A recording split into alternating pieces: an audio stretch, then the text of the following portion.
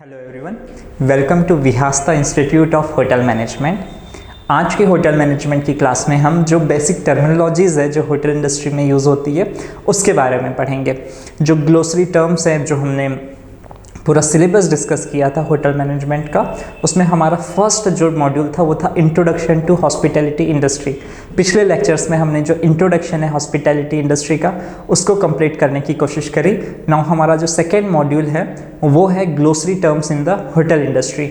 जो basic terminologies है जो होटल इंडस्ट्री में यूज़ होती है उसके बारे में हम पढ़ने की कोशिश करेंगे अब कुछ नेक्स्ट लेक्चर्स में। सबसे पहले जैसे मैं आपको बता दूं कि कुछ जो टर्म्स हैं जो होटल इंडस्ट्री में बहुत पॉपुलर है उसके बारे में ये वाली जो क्लास है वो आपको बताएगी। जैसे सबसे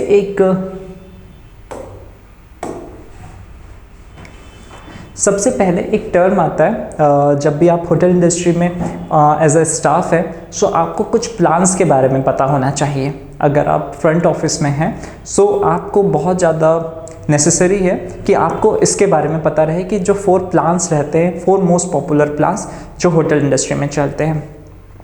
अगर कोई गेस्ट होटल में आपके पास आता है, आप फ्रंट ऑफिस में हैं और वो आपके पास आता है एंड वो बोलता है कि आपके होटल में मुझे रुकना है एंड सिर्फ और सिर्फ रुकना है, मुझे सिर्फ रूम चार्जेस पे करना है। सो उसके क्या चार्ज रहेंगे, क्या होटल इंडस्ट्री के चार्ज रहेंगे? सो ऑब्वियसली वो सबसे लोवेस्ट चार्ज रहेंगे।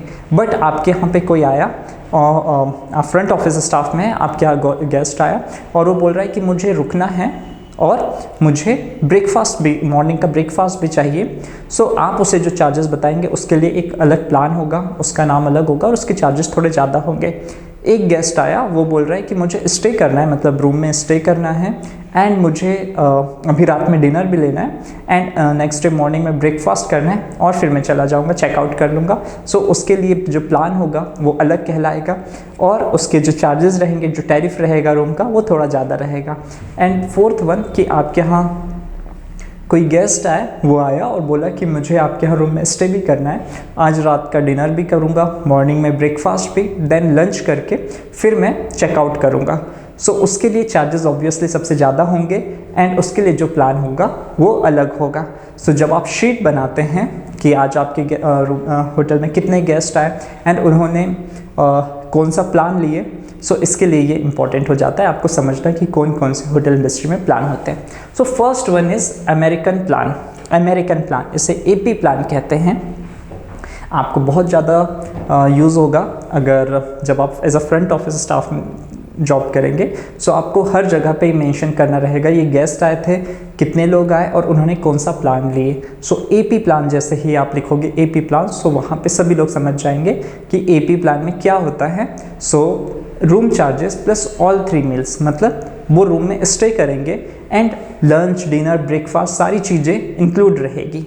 सो that is called American plan और AP plan. A billing arrangement under which room charges include the guest room and 3 meals, also called as the full board या full pension। समझ गए होगे आप कि जो गेस्ट है वो आपके होटल में स्टे कर रहा है एंड वो स्टे करने के साथ साथ ऑल 3 मील्स, मतलब लंच, ब्रेकफास्ट एंड डिनर सारी चीज़ें ले रहा है। So that is called American plan, AP plan. Then the second one is European plan, EP plan. EP plan क्या होता है? अगर आपके यहाँ पे आपके होटल में गेस्ट आया एंड वो सिर्फ और सिर्फ स्टे करना चाह रहा है, सिर्फ रुकना चाह रहा है और सिर्फ रूम चार्जेस उसे पे करना है, so that is called EP plan, European plan. A billing arrangement under which meals are price separately और रूम्स ऑनली प्लान, मतलब अगर वो मील्स कुछ भी लेता है सो उसको सेपरेटली प्राइस पे करेगा। अभी जो प्राइस जो रूम ले रहा है वो सिर्फ और सिर्फ रूम चार्जेस पे कर रहा है, so that is called European plan और EP plan. Then the third one is modified American plan, MAP plan. MAP plan में क्या होता है कि जो गेस्ट आपके होटल में रिजर्वेशन करवा रहा है, सो गेस्ट मतलब स्टे करेगा, मतलब room charges plus 2 meals. 2 meals में मतलब ब्रेकफास्ट, लंच और ब्रेकफास्ट, डिनर और lunch, dinner. So only 2 meals जब इंक्लूड रहते हैं एंड रूम चार्जेस इंक्लूड रहते हैं सिर्फ, so that is called as the modified American plan. इसे हम MAP प्लान कहते हैं। सो MAP प्लान में क्या रहता है? Room charges plus 2 meals. A billing arrangement under which the daily rate is including room and 2 meals, generally breakfast and dinner.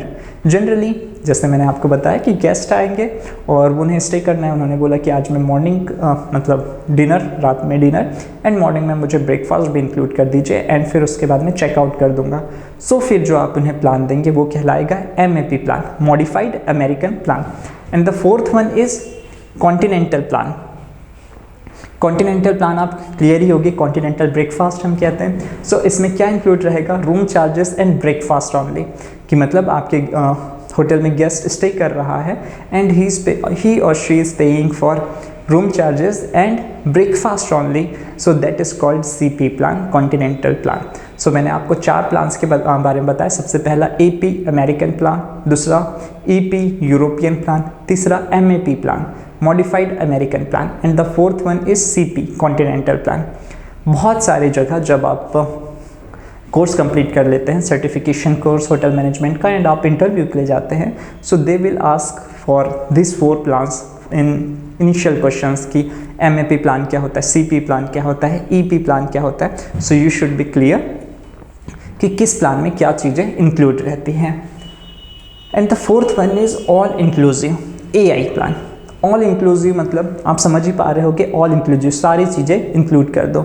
मतलब कोई भी बिलिंग अरेंजमेंट जिसमें, जैसे अगर किसी ने AP प्लान लिया, AP American plan, room charges थे and lunch, breakfast and dinner उसमें इंक्लूड था, बट उसमें अगर टैक्सेस भी इंक्लूड कर दे, जैसे हमारे यहाँ पे GST होता है, GST पे करते हैं. सो 18% GST अगर आप जस्ट फॉर एग्जांपल अगर किसी का AP प्लान से उसने बुक किया है एंड उसका रूम चार्जेस होते 5,000 में उसने AP प्लान बुक किया होटल में, जिसमें उसका रूम चार्जेस भी रहेंगे, लंच, ब्रेकफास्ट एंड डिनर भी रहेंगे, प्लस उसमें 18% GST भी जब वो पे करेगा.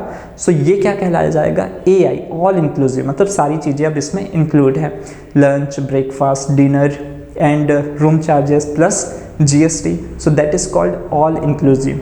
ये MAP प्लान में भी हो सकता है, मतलब उसने MAP प्लान लिया, मॉडिफाइड अमेरिकन प्लान, उसमें प्लस GST इंक्लूड कर दें, मतलब टैक्सेस इंक्लूड कर दें. सो दैट इज़ कॉल्ड AI. किसी ने सिर्फ और सिर्फ रूम लिया है, मतलब यूरोपियन प्लान लिया है, सिर्फ और सिर्फ वो रूम चार्जेस के लिए पे कर रहा है, प्लस उसमें GST इंक्लूड कर दे. So that is called all inclusive plan, AI plan. So इस तरह से ये कुछ प्लान्स होते हैं. Then next terminology in hotel industry is rack rate. कि रैक रेट क्या होता है? So the publish tariff for each room type category in a hotel. जो रैक रेट होता है, जिसे हम हाईएस्ट रेट्स ऑफ होटल भी बोलते हैं, जो पब्लिश्ड रेट रहते हैं उसे कहते हैं हम रैक रेट.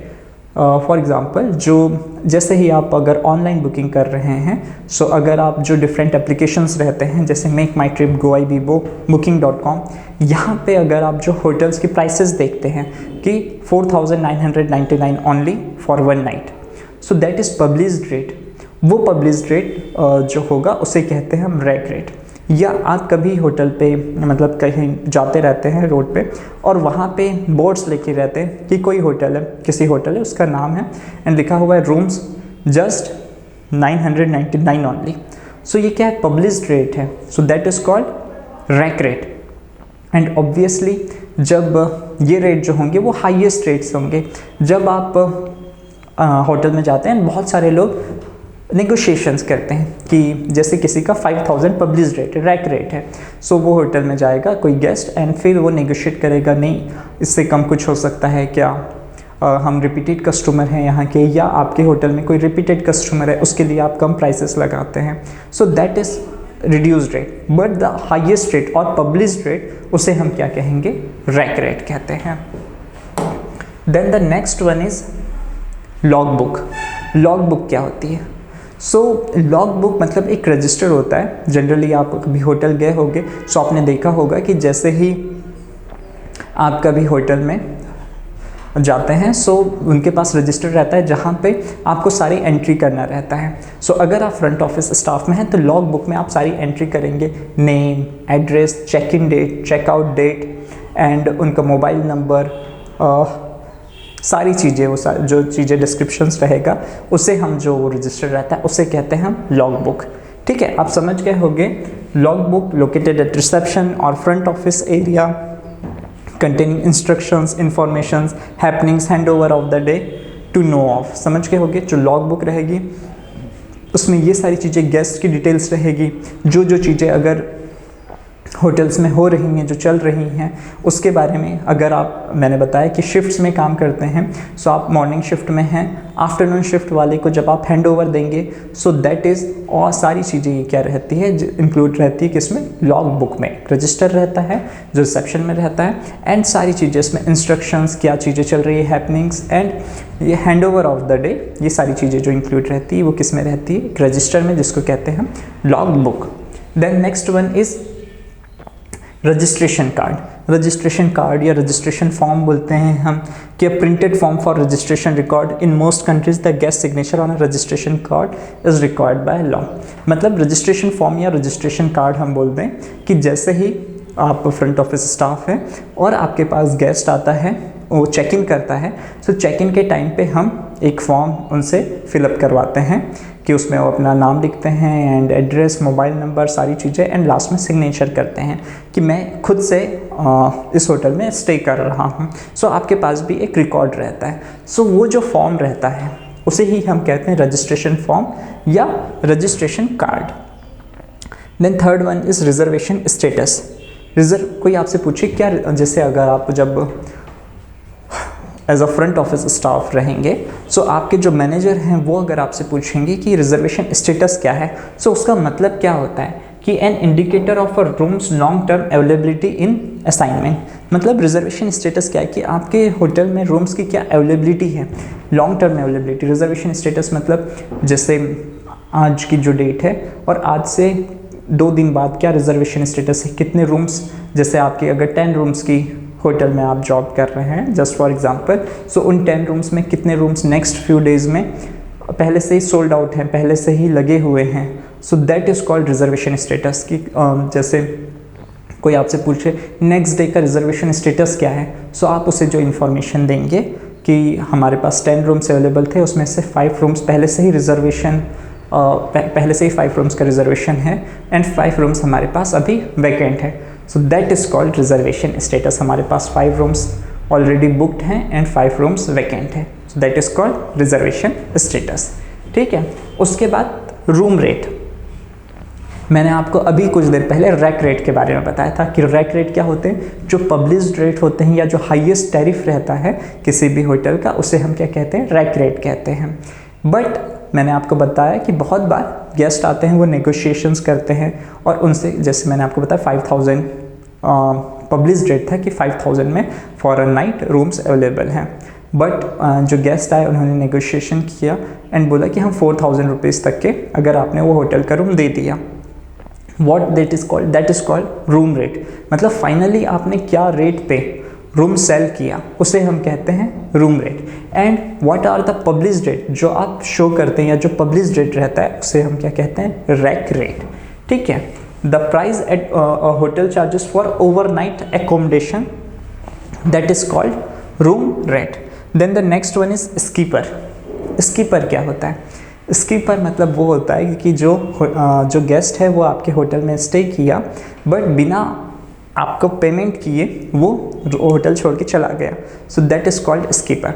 बहुत बार ऐसे होता है कि चेक इन के टाइम पे गेस्ट आए और उन्होंने पेमेंट नहीं किया, उन्होंने बोला कि ठीक है मैं चेकआउट के टाइम पे पेमेंट कर दूंगा या कुछ देर बाद में पेमेंट कर देता हूँ, एंड आपने उन्हें चेक इन के लिए कीज़ दे दी और वो रूम में चले गए, उन्होंने पेमेंट नहीं किया, रात में स्टे किए एंड मॉर्निंग में बिना बताए किसी को चुपके से चले गए। So what that call, they are called skippers. समझ गए हो गया आप। A guest who leaves with no intention of paying for the room, they are called as skipper. Then the next one is scanty baggage.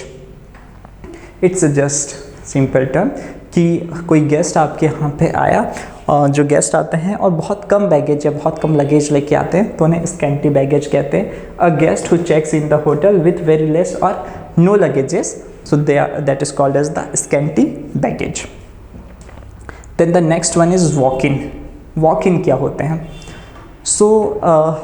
मैं आपको बताऊं कि जो भी आप होटल में अगर रहते हैं, स्टाफ हैं और आपके पास अगर जो रिजर्वेशंस आते हैं या तो ऑनलाइन मोड से बुकिंग होगी, जैसे बहुत सारे मैंने बताया कि different applications booking.com, GoIbibo, make my trips, इन एप्लीकेशंस के थ्रू उन्होंने बुकिंग किया, या पहले से उन्होंने रिजर्वेशन कराया हुआ है कि टेलीफोनिक इंक्वायरीज के थ्रू आपको कॉल करके, so they are called as the reservation booking या ऑनलाइन बुकिंग्स।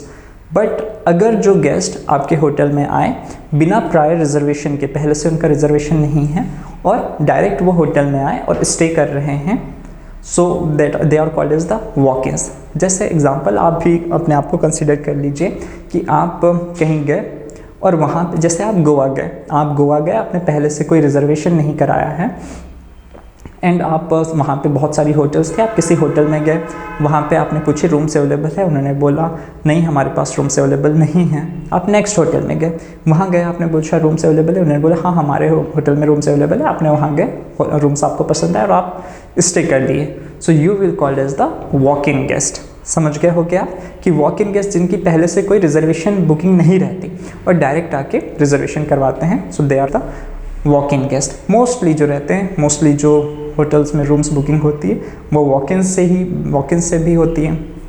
बहुत सारे लोग पहले से रिजर्वेशंस नहीं करवाते हैं, वहीं जाके डेस्टिनेशन में जाके होटल बुक करते हैं, so they are called as the walk ins. And the last one is walking.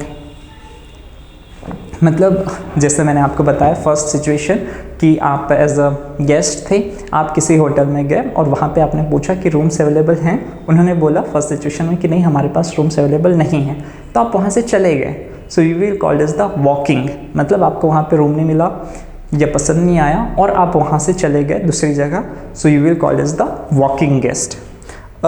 Turning away a guest who has reservation because of lack of rooms availability, rooms available नहीं थे, so वो guest चले गए वहाँ से, so they are called as the walking. So इस तरह से ये कुछ ग्लोसरी टर्म्स थी, बेसिक टर्मिनोलॉजीज थी होटल इंडस्ट्री की जो हमने देखा आज की क्लास में। नेक्स्ट क्लास में हम कुछ और new terminologies, new glossary terms जो है होटल इंडस्ट्री की, उसके बारे में डिस्कस करेंगे। सो आज की क्लास के लिए इतना ही।